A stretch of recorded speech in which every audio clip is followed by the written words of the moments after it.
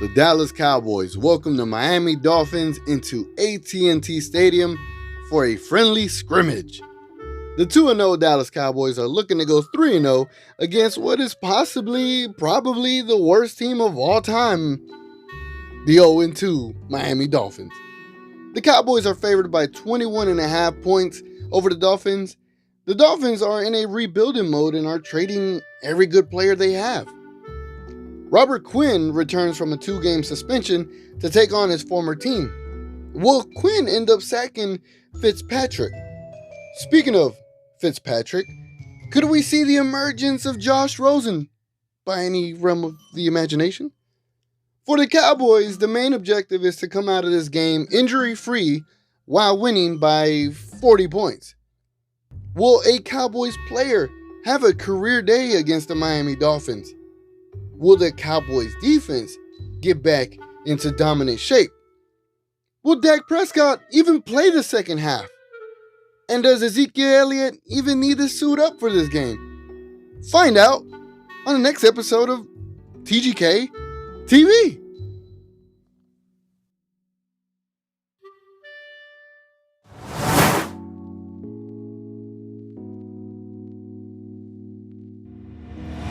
What's up, everybody, and welcome back to TGK TV. It is your boy TGK, and today we're going to talk about the Dallas Cowboys versus the Miami Dolphins for Week 3 of the NFL season. But first off, let's talk about Taco. So if you didn't already hear, the Dallas Cowboys have cut ties with Taco Charlton and have said goodbye. Unfortunate situation. I thought the dude had some talent. Apparently there's some other underlying issues that I didn't know of. You know, sometimes if you're not on the team, you're not going to know. So we had to cut bait and moved on. We couldn't get anything for him on the trade market. Oh well. Good luck to you, Chaco. Good luck to you, Taco, and hopefully everything goes well in your future endeavors with whatever team you end up playing with. But if you play against us, I hope you don't perform that well. So let's get into the overview part of this video. The Dallas Cowboys have faced the Miami Dolphins a number of 14 times throughout the entire history of the NFL, and one of those times were in the Super Bowl where the Dallas Cowboys won 24-3, mightily convincing. But they are a total record of 7-7 in totality of all 14 games. So we are 500 against the Miami Dolphins. Now, depending on how you look at it, out of the last 7 games between the Cowboys and the Dolphins, the Dallas Cowboys have won 6 out of the last 7. So we could kind of pencil in that it's going to be 7 out of the last 8, right? Just to let you know, it's been a pretty competitive matchup, if you may. Now, the over-under to this game is 47 points. So the over-under is 47 points. Did I say that right? The over-under is 47 points. So either they are saying the Dallas Cowboys are going to score 47 points or they're going to score 46. It's either over or under. One of the two. Or right on the button. They might score 48. Who knows? Or 49 if you multiply the sevens. Just saying, the total score between the two teams they're predicting it to be 47, either over or under. And the Dallas Cowboys are favored by 21.5 points. So if you do the math,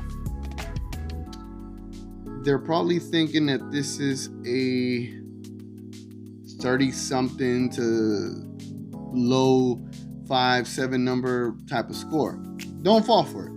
Because in my prediction, I'll tell you the actual score of what it's going to be. Now, let's talk about Dak Prescott. I said in the preview, does Dak even need to play the second half of this game? Like I said, I think it's gonna be to the point where he might not have to. I mean, he's gonna perform so well in the first half and blow this team out that we could put Cooper Rush out there to let him get warmed up and let him have a little bit of run in an actual NFL game. As far as Zeke, I was just like, why should we even suit up Zeke? Like, there's no point to put him out there and risk injury playing against a horrible team. I mean, we got Tony Pollard for that. We got, different players to fill in. Like, we don't need to put Zeke into that situation. We're going to put him out there. He's probably going to have a great game. It is what it is. And a lot of this stuff is just satire. I'm having fun with it. I know the Miami Dolphins have professional players. They're professional. It's a professional team. You can't sleep on them. This might be a trap game in all seriousness.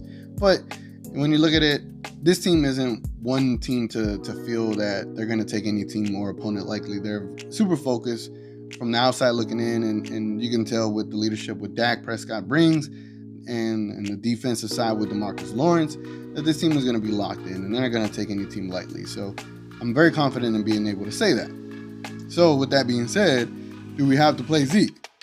I just don't feel like we have to. We could just save him for New Orleans or something, or the Green Bay Packers. Now, I am interested in seeing what happens with the Miami Dolphins. I mean, they have a good quarterback in Josh Rosen. I mean, we don't know if he's good yet, but he is a first-round draft pick, and he is literally number 2 on the depth chart. Like, can he get in this game? I feel like Fitzpatrick has just been your glorified traveling quarterback. Why not see what you got with Josh Rosen? This might not be the best team to do that against, but again, you want to put him out there and see what he got. I mean, I know he probably doesn't have any receivers, but still, see what he got. It'd be interesting to see if he ends up coming into this game midway through it. The Dallas Cowboys weren't the only team to make a move today. Well, not today, but this week. The Miami Dolphins ended up trading a great player by the name of Minkah Fitzpatrick to the Pittsburgh Steelers.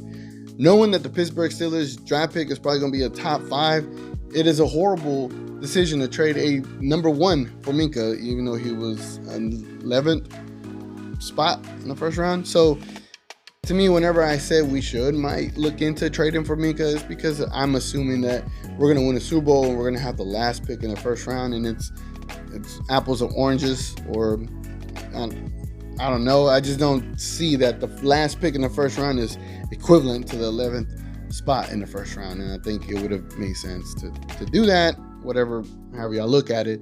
But if I had a top 5 spot like the Pittsburgh Steelers are potentially going to have, I wouldn't have traded that. That was a horrible trade.